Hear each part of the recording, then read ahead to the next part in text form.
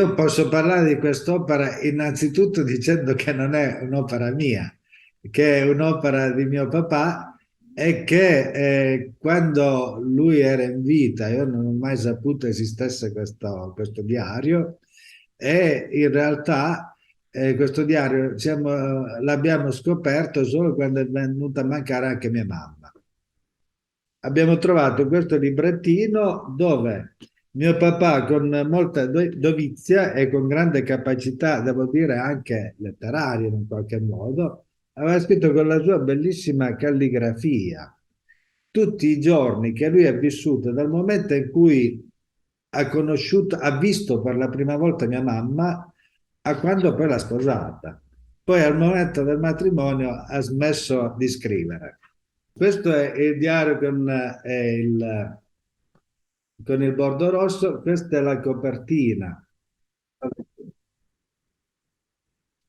Quaderno Excelsior. Allora avere anche un quaderno, un pennino e una boccettina d'inchiostro sarà stato complicato perché questa era la modalità con la quale mio papà scriveva. Lui comincia il 10 gennaio del 1943, è la prima data che si vede nel quaderno. Qua io posso aprire una pagina qualsiasi di tutto questo diario qua e sono sicuro che in qualsiasi pagina io apra a caso, eh, c'è sempre qualcosa di interessante o di bello che è stato scritto. Adesso non so se qua si vede bene la calligrafia fatta con le grazie, come erano abituati a scrivere, non tutti, però insomma, i letterati nel 40. Cioè, questo non so se si vede.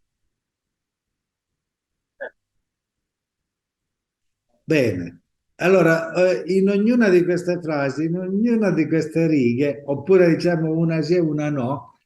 c'è sempre un pensiero d'amore di mio papà per mia mamma e poi contornata da tutto quello che succedeva in termini proprio come dico, o di guerra o di viaggio, di tentazione, o di cose che lui ha fatto durante questo è stato poco più di un anno di fidanzamento. Eh, lui scriveva, diciamo, mio papà aveva fatto solo la terza elementare, quindi aveva fatto prima, seconda e terza elementare, lui era nato nel 1909, per cui in quel periodo un ragazzo quando sapeva leggere e scrivere doveva poi andare a lavorare. In Sicilia credo fosse così, una vita dura e quindi aveva, secondo me, delle grandi capacità letterarie, però che magari ogni tanto trovavano degli errori di grammatica o di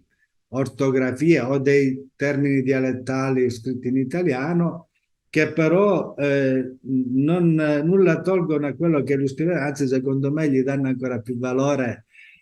perché quello che scriveva lo scriveva diciamo, con grande sentimento. Lui scriveva prevalentemente, principalmente del suo amore per mia mamma, però questo amore naturalmente si svolgeva in un contesto che era un contesto di guerra, quindi lui nel diario, oltre a scrivere il fatto i pensieri rivolti verso il suo amore per mia mamma, descriveva quello che gli succedeva intorno, quindi lui ha attraversato bombardamenti, ha visto i morti, ha visto scappare della gente, ha visto la tragedia della guerra e nel diario ne ha scritto, però dal suo punto di vista come un contorno alla sua storia d'amore. E invece per noi magari dal punto di vista storico sono più importanti le cose che lui, le date che lui ricordava dei bombardamenti, dei fuggitivi, delle stragi che lui ha vissuto, piuttosto che la storia d'amore che comunque per lui, ripeto, era sempre prevalente. Io ho avuto modo solo recentemente naturalmente, da quando sono venuto in possesso del diario, abbiamo provato a farlo leggere a qualcuno e mi sono abbastanza impressionato quando leggendolo davanti a degli altri parenti, questi ricordavano esattamente quei momenti lì, cosa era successo e i momenti, diciamo, dello scappare sotto le bombe, parliamo di Enna perché è stata bombardata, questi sono scappati in campagna e mi raccontavano esattamente quello che mio papà aveva descritto nel diario, quindi anche loro rivivevano quei momenti, diciamo, in modo tangibile e scritto perché oggettivamente io dico che se io fossi sotto il bombardamento a tutto penserei tranne che scrivere qualcosa con il pennino e l'inchiostro come faceva lui in un quaderno, però lui invece proprio aveva questa natura di reporter di guerra, anche quindi ha scritto ed è stato, devo dire, particolarmente bravo.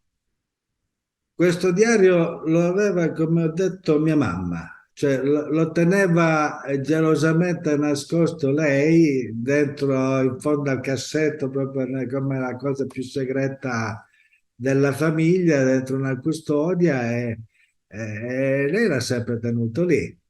Perché mio papà morì quindi nel 1999, quindi per oltre, mia mamma è morta circa quasi 18 anni dopo, quindi fino a che non è morta mia mamma, questo diario è rimasto nascosto, gelosamente nascosto. E noi l'abbiamo, ripeto, ritrovato. Per me è stato il più bel regalo che ho avuto in eredità dai miei genitori, cioè è l'unica cosa, tra virgolette, che io ho voluto, perché tutto il resto passa e questo invece probabilmente rimarrà. E queste cose che lui scriveva, secondo me, hanno per tutta la vita loro le hanno conservate gelosamente e conoscendo, diciamo, la pudicizia dell'educazione di mia mamma e poi anche di mio papà, loro erano cattolici, come dire, osservanti, praticanti, eccetera. Queste cose si sarebbero probabilmente col loro modo di vedere, di fare, cioè le avrebbero ritenute tante intime da non poterle assolutamente pubblicare. È chiaro che invece poi insomma, il tempo aiuta a poterli, come dire, a poterle rendere note e noi queste cose ci fanno anche un po' ridere perché diciamo una toccata fuggevole dei capelli piuttosto che uno sfiorare la mano che per loro era come dire un'avventura, adesso i nostri giovani, noi stessi, insomma, sono cose che facciamo fatica a capire e a comprendere, ma per loro erano assolutamente importanti. Devo dire che per me è stata un'esperienza certamente emozionante perché non credo capiti a tanta gente sapere, cioè capire di essere al mondo e del perché sei al mondo. Sei al mondo perché in un certo momento, proprio in funzione, in virtù della guerra, mio papà Vienna conosce mia mamma che invece si trova a Ispica, mio papà faceva il militare richiamato a Ispica, quindi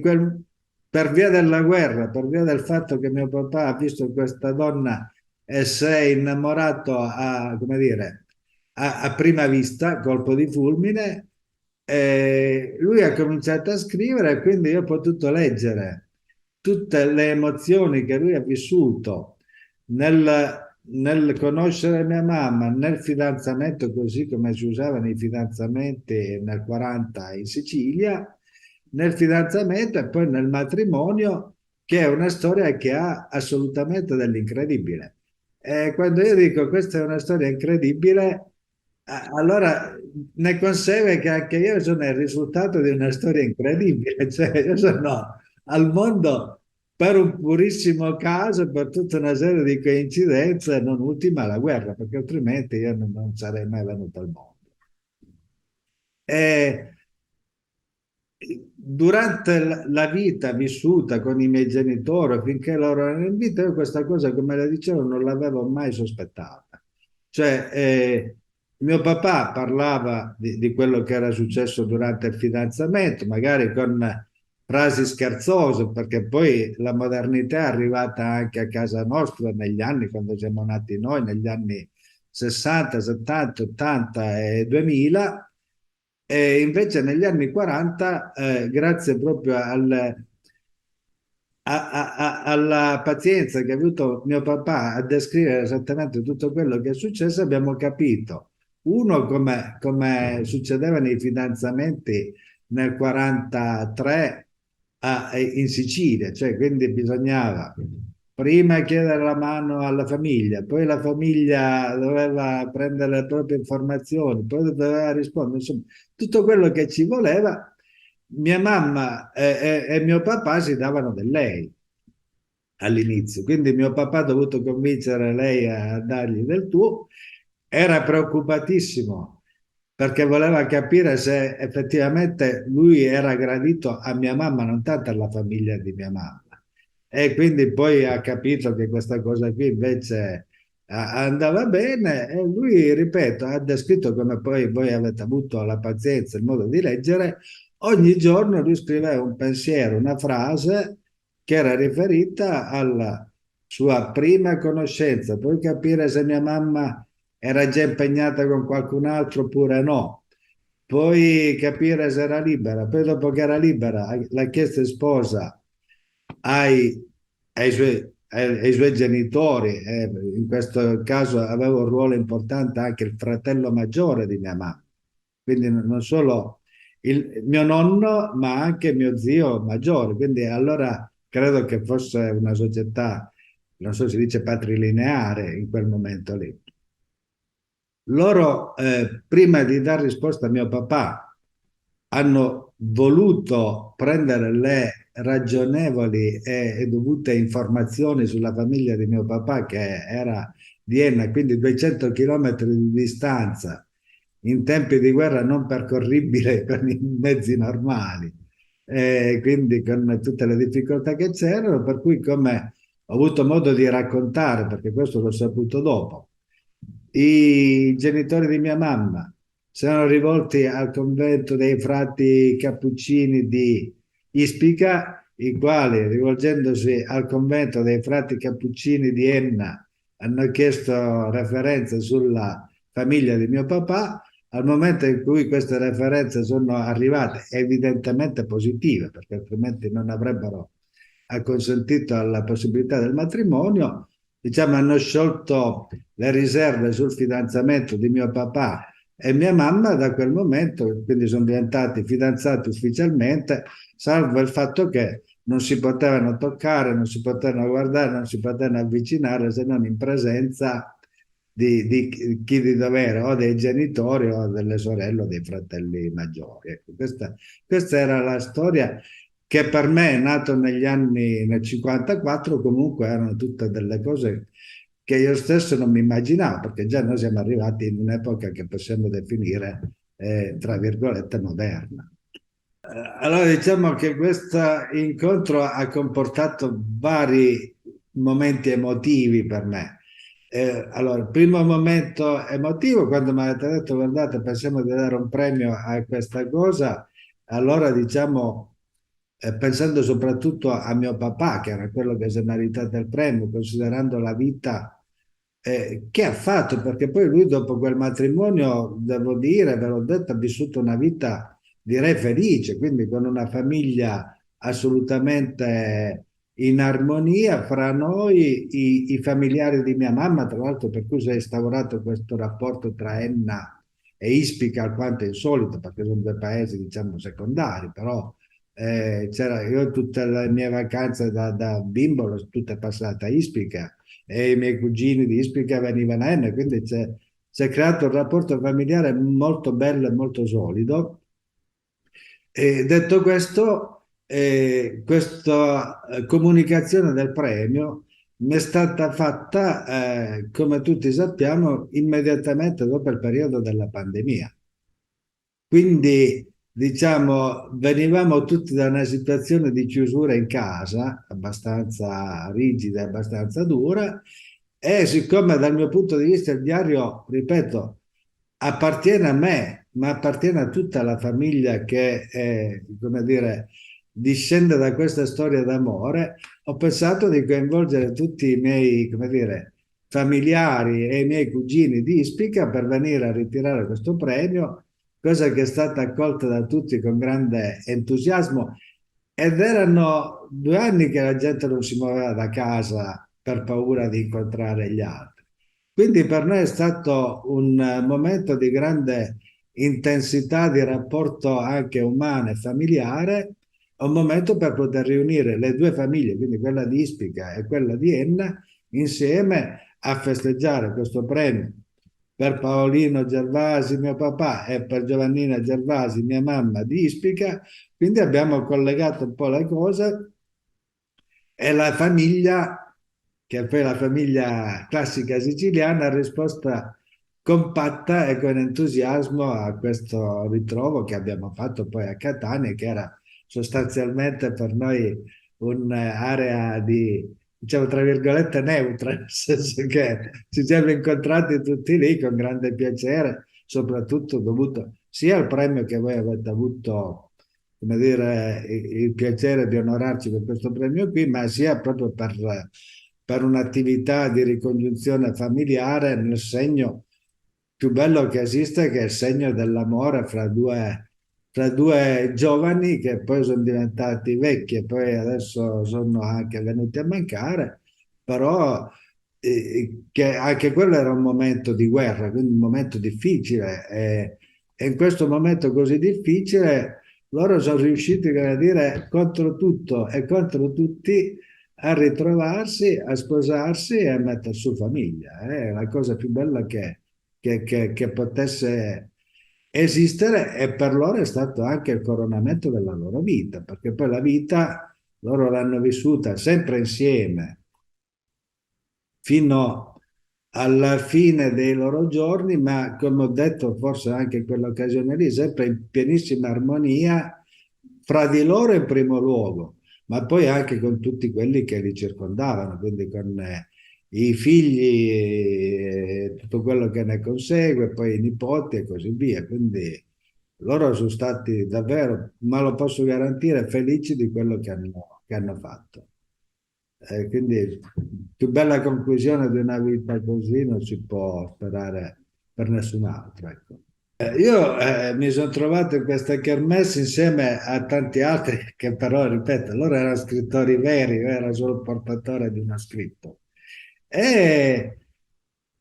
anche quella è una storia che mi ha molto impressionato, devo dire. Impressionato perché? Per almeno un paio di motivi. Uno, come dire, per l'ammirazione che provo verso tutti quelli che hanno voglia, ma soprattutto capacità di scrivere bene. E vedo che c'è ancora tanta gente che lo fa con grande cognizione di causa, e quando si scrive bene si mettono giù i propri pensieri, le proprie impressioni, i diari di viaggio, insomma tutte le cose che voi esaminate. Ci vuole grandissima passione per fare queste cose qua. E secondo, perché c'è un gruppo di persone di cui lei è il principale rappresentante, che avete la passione di affrontare tutti questi scritti, mi immagino con enorme pazienza e spirito di sacrificio, per poter estrarre delle cose che poi diventano interessanti, pubblicabili o da portare all'attenzione del grande pubblico. Quindi è evidentemente una storia di amore e di passione per la scrittura, che è una cosa fuori dal mondo, perché adesso la gente non è più abituata a scrivere. Io scrivo, ma faccio delle relazioni tecniche, non faccio delle lettere anche commerciali, cioè, e poi scriviamo al computer, e poi scriviamo col copia e incolla. È tutto un mondo che stiamo perdendo. Noi facciamo fatica a leggere i romanzi gialli adesso, che invece una volta si leggeva, quindi figuriamoci le cose più raffinate o più articolate. Per cui è una grande opera meritoria che mi ha veramente, non dico stupito, ma proprio impressionato, perché ci vuole, cioè, noi siamo abituati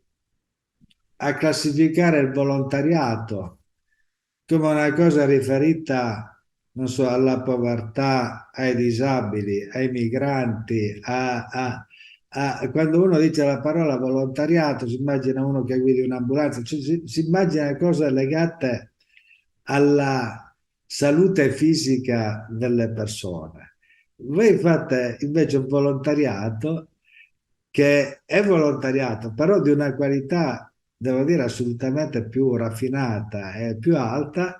che riguarda i sentimenti delle persone. E, e avere indirizzato il volontariato in quel senso lì mi fa assolutamente onore, quindi io sono rimasto stupito da tutta questa vostra capacità, voglia e passione per fare queste cose che io non conoscevo e forse frequentando poco gli ambienti letterari non sono abituato a incontrare, a incrociare o a conoscere. Quindi mi ha molto stupito questa cosa qui, per la quale vi ho fatto e vi torno a fare i più vivi complimenti.